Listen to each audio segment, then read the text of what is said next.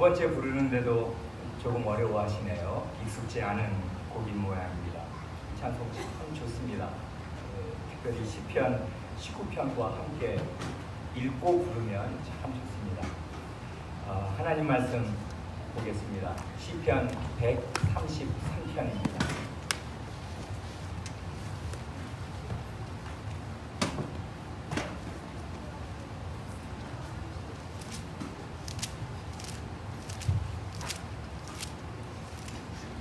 시편 133편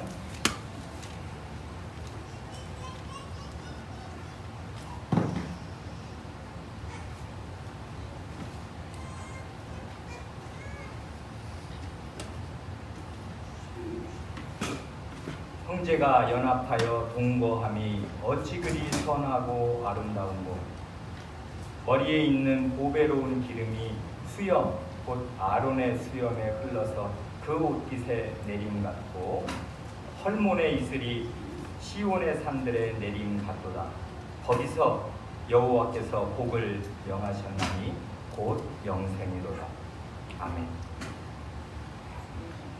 이 시편 133편의 말씀은 2년 전에 우리 여름 수양회로 우리가 모였을 때 첫 절 1절하고 3절 하반절 마지막 부분을 대강 생각하였습니다.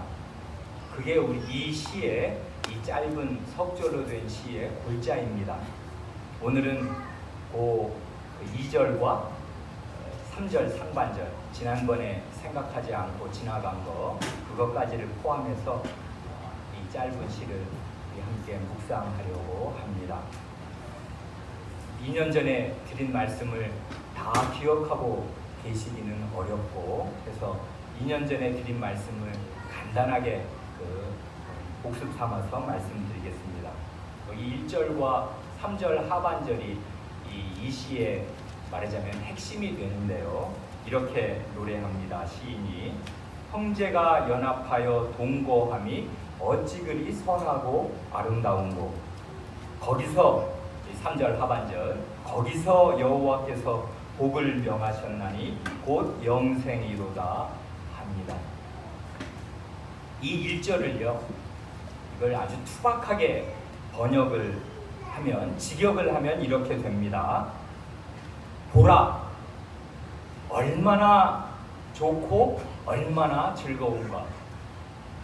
이걸 우리말 번역 그대로 보라, 얼마나 선하고 얼마나 아름다운가, 이렇게 해도 됩니다. 얼마나 좋고 얼마나 즐거운가. 형제들이 하나로 뭉쳐서 사는 것이, 이게 이제 1절인데요. 한글, 우리 가지고 계신 한글 개역과 비교하면 앞뒤 순서가 일단 바뀌었고요.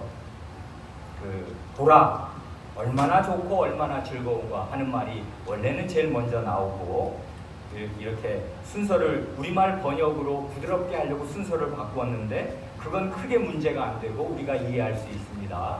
그런데 좀 아쉬운 게 우리 한글 개역에서는 두 마디를 빠뜨렸어요. 이 1절 길지도 않은데 뭘 빠뜨렸냐면 맨 앞에 보라 하는 그 감탄사를 빠뜨렸고요.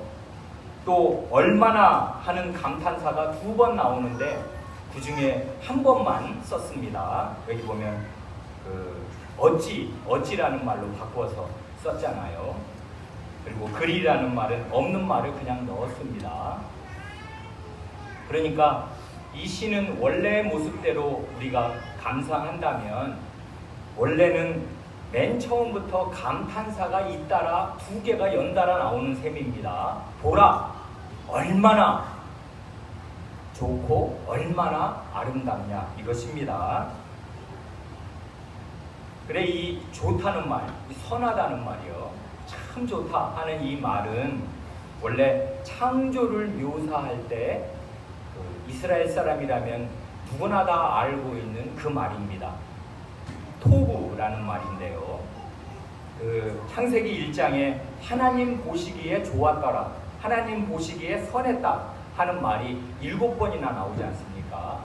이 7번 나오는 것은 이건 아주 의도적인 거라고 생각하는데요. 7은 완전수 아니에요. 그러니까 하나님께서 지으신 그 창조 거의 모든 날, 이상하게 둘째 날은 없고요. 그 말이 셋째 날에는 2번 나오고 여섯째 날에도 2번 나옵니다. 그러니까 첫 1, 2, 3, 4, 5, 6 이런 식으로 질서 있게 하나님이 6날 동안 창조하실 때 그 첫 번째 골격을 작성하시는 그 셋째 날 이 말이 2번 나오고, 마지막 다 2번째 골격을 이제 완성하시면서 창조를 마치셨을 6번째 날에 이 말이 2번 나오고, 첫째 날, 넷째 날, 다섯째 날에도 나와서 모두 7번이나 하나님 보시기에 좋았다 하는 말이 나오는데, 여기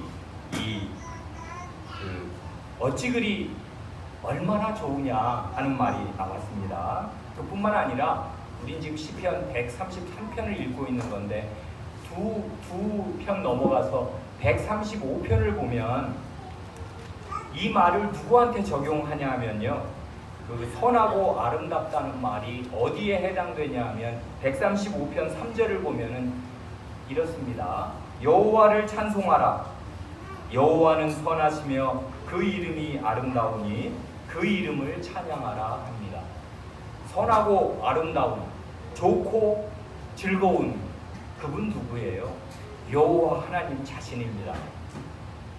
그러니까요, 우리 1절을 보면 이건 이스라엘 사람이라면 모를 수가 없는 건데, 하나님의 선하신 창조와 그 선한 이 창조 세계를 지으신 그 선하신 하나님 자신에게 적용되는 말을 어디다가 지금 갖다가 붙이는 것입니까? 선하고 아름답다, 좋고 즐겁다 하는 이 말을 어디에 돌리냐 하면 성도의 교제에, 성도의 연합에, 형제 자매의 연합에 그 말을 돌리고 있습니다. 이 말이 감탄문으로 시작하는 게 뜻이 있습니다. 이 시인은 지금 탄복하고 있습니다. 감탄합니다. 보아라, 얼마나 좋고 얼마나 아름답냐 하는 것입니다. 그런데 그 3절 하반절, 우리가 읽은 3절 하반절로 가면 더 놀라운 이야기가 나오는데, 거기는 어디예요? 성도의 교제가 있는 그곳, 성도가 연합해서 하나로 뭉쳐있는 그곳에 하나님께서 그 복을 명하셨는데, 그 복이 뭐냐 하면 곧 영생, 영원한 생명입니다. 하나님께서 명하셨기 때문에 이건 완료형으로 되어 있어요. 이미 명하신 것입니다. 그리고 왕이 명하셨으니까 그 명령의 효과가 지금도 나타나고 계속 나타나겠습니다. 왕명은 효력이 있는 것입니다.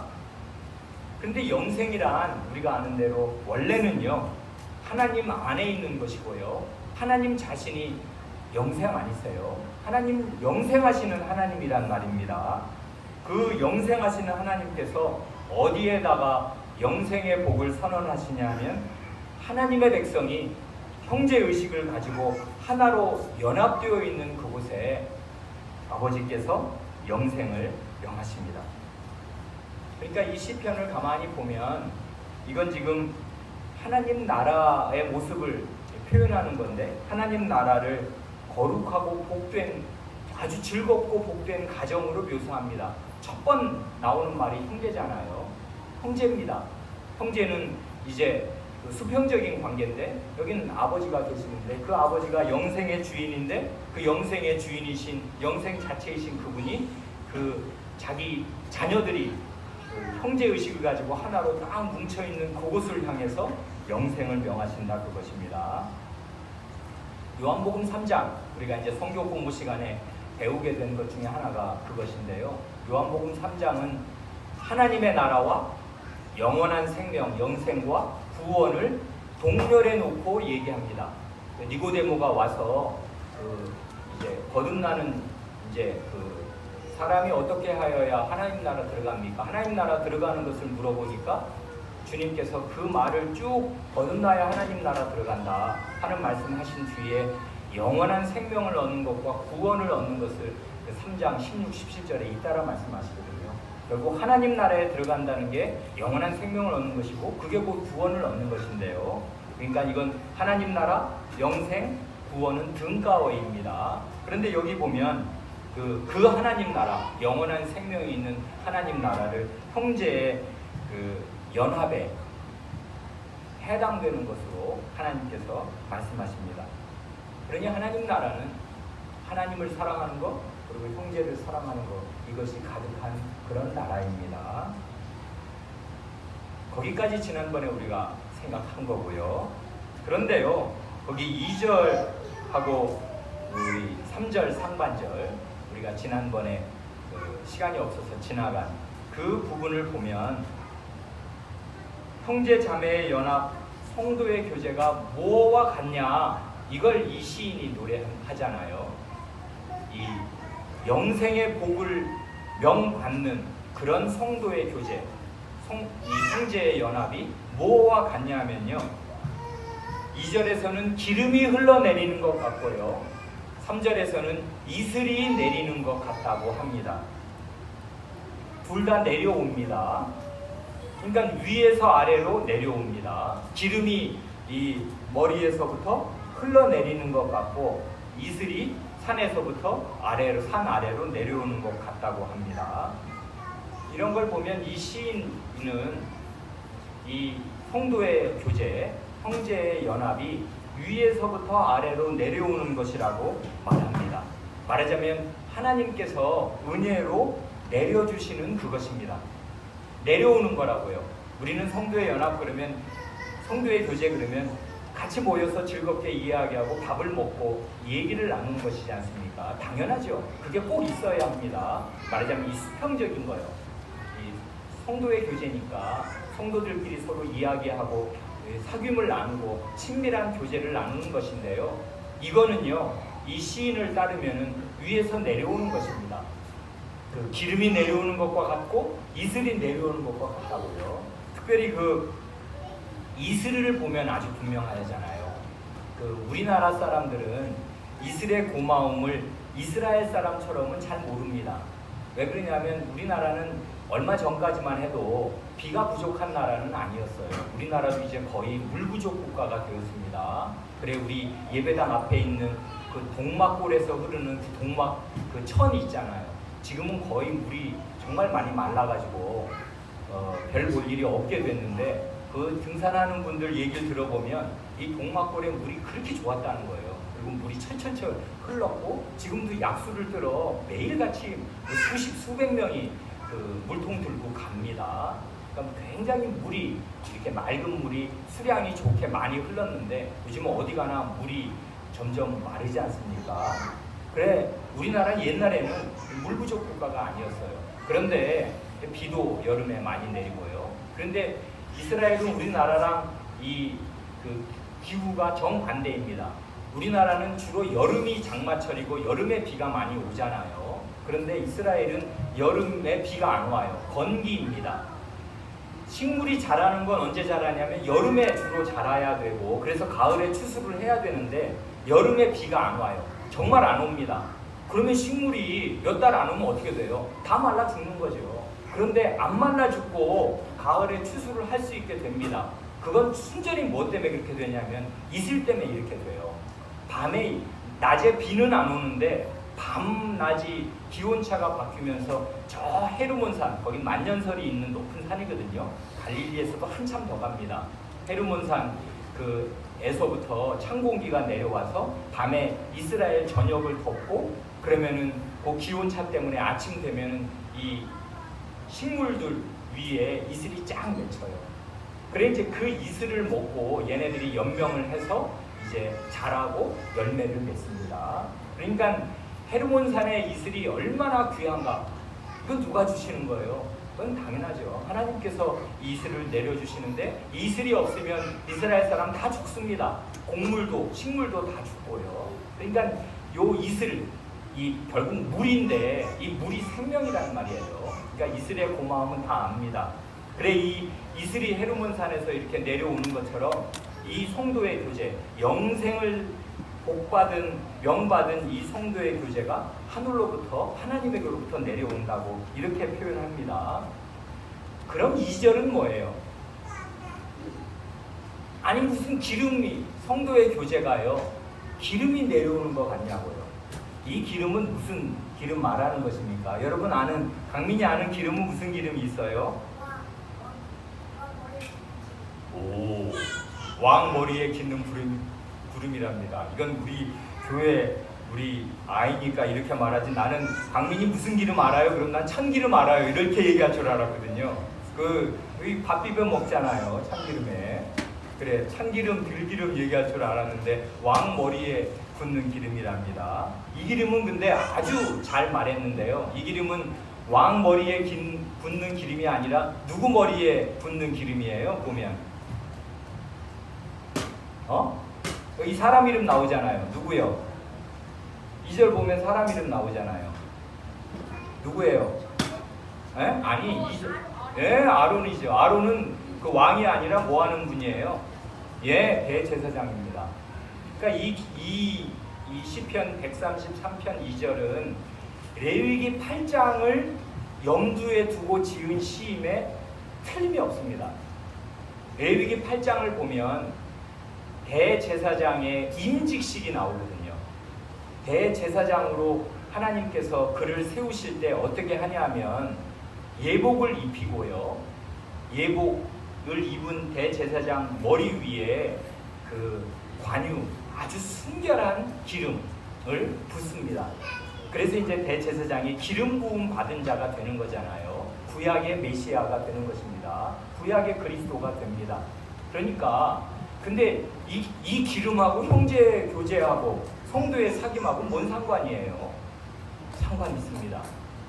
대제사장을 하나님이 이스라엘 가운데 세워주셔서 그의 머리에 기름을 부어주시면 이 사람이 이제 예복을 입고 기름 부음 받은 사람에 대해서 제사장 노릇을 하면요. 제사장이 뭐 하는 사람이에요? 크게 두세 가지 일을 합니다. 백성의 죄를 처리하고요.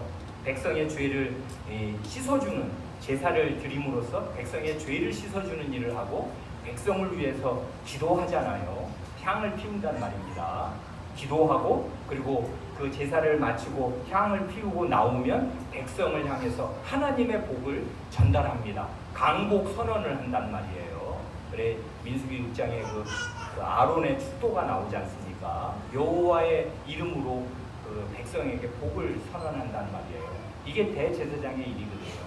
그러니까 기름 부음 받은 대제사장이 백성의 죄를 속하고 백성을 위해서 기도하고 백성에게 하나님의 복을 전달합니다. 바로 이런 방식으로요. 마치 이스라엘의 생명줄인 이슬이, 그 영롱한 이슬이 하늘에서부터 이 헤르몬 산에서부터 이스라엘을 내려서 이스라엘이 살 수 있게, 생명을 얻을 수 있게 해주듯이 아론의 머리 위에 부은 기름이요. 아론의, 여기 보면은 머리를 타고 흘러내려서 어디까지 흘러내려요? 예, 수염을 타고 내리면 그 다음에 어디까지 흘러내려요? 예, 옷깃까지 이렇게 흘러내립니다.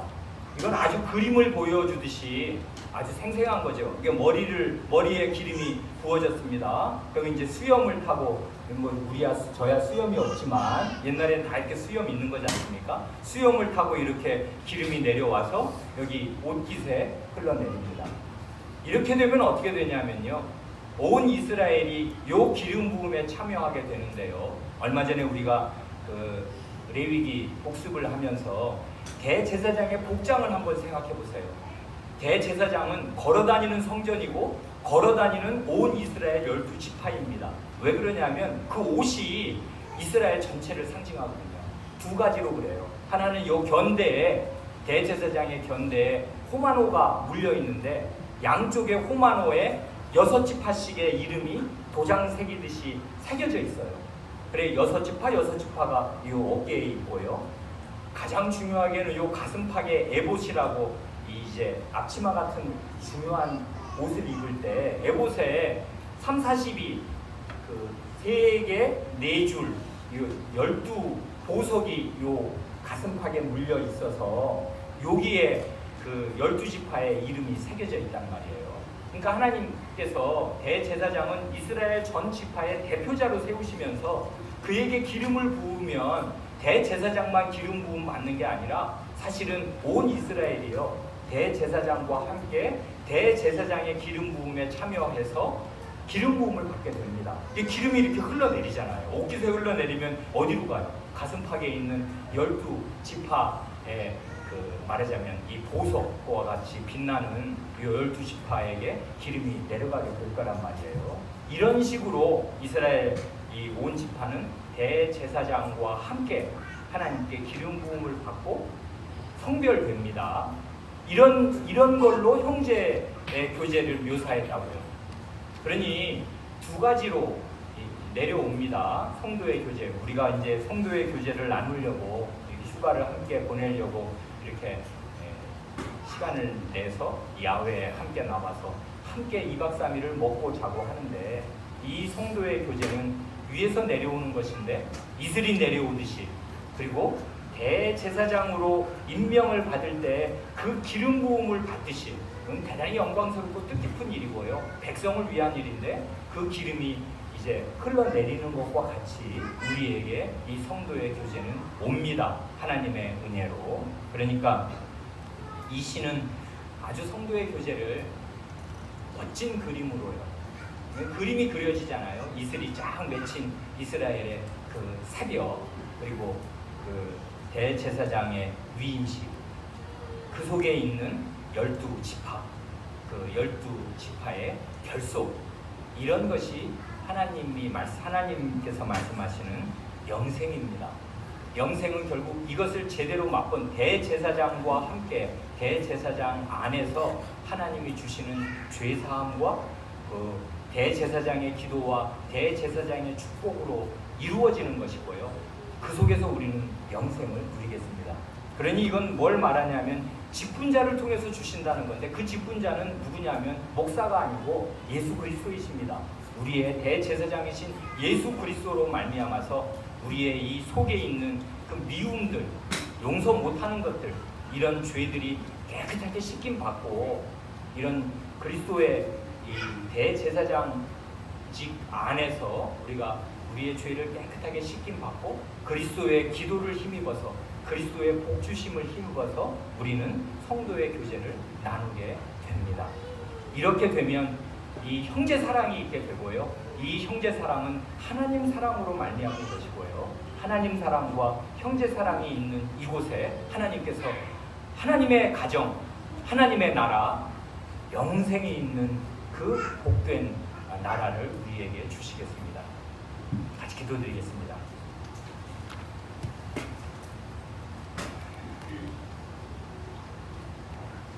하나님 아버지, 저희 교회 성도들이 이렇게 여름 수양회로 한자리에 모여서 숙식을 함께하며 하나님의 말씀을 배우고 성도의 사귐을 나눌 수 있는 귀한 기회를 허락하여 주시오니 은혜를 감사드리옵니다. 저희가 이제까지 주님께서 각자에게 맡기신 일을 부지런히 하다가 이렇게 여름 휴가를 얻게 되었사오니 저희에게 이런 휴식의 시간을 주신 주님께 감사드리옵니다. 가족을 먹여 살려야 한다는 큰 부담을 안고서 1년 내내 밖에 나가서 부지런히 일하는 우리 가장들에게 이 휴가 기간에 주님께서 좋은 휴식을 허락하여 주시기를 구하옵니다. 또한 집안에서 식구들의 생명을 살리는 귀한 살림을 하느라 쉴 틈이 없이 개미처럼 일하는 우리 주부들에게도 좋은 휴식을 내려주시기를 구하옵니다. 또한 학기 중에 공부하느라 몸과 마음이 지친 저희 자녀들에게도 이번 휴가 기간에 좋은 쉼과 기쁨을 얻을 수 있게 하여 주시기를 구하옵니다. 주님, 80~90명이 넘는 많은 교우가 이렇게 한자리에 모여서 밥을 먹고 함께 자며 사귐을 나누게 되었사오니 주님께서 저희의 이 모임에 은혜와 복을 베풀어 주시옵소서. 성도의 교제 안에서 남녀노소 모두가 몸과 영혼의 좋은 휴식과 즐거움을 얻게 하여 주시고 영원한 생명의 일단을 맛보게 하여 주시기를 구하옵니다.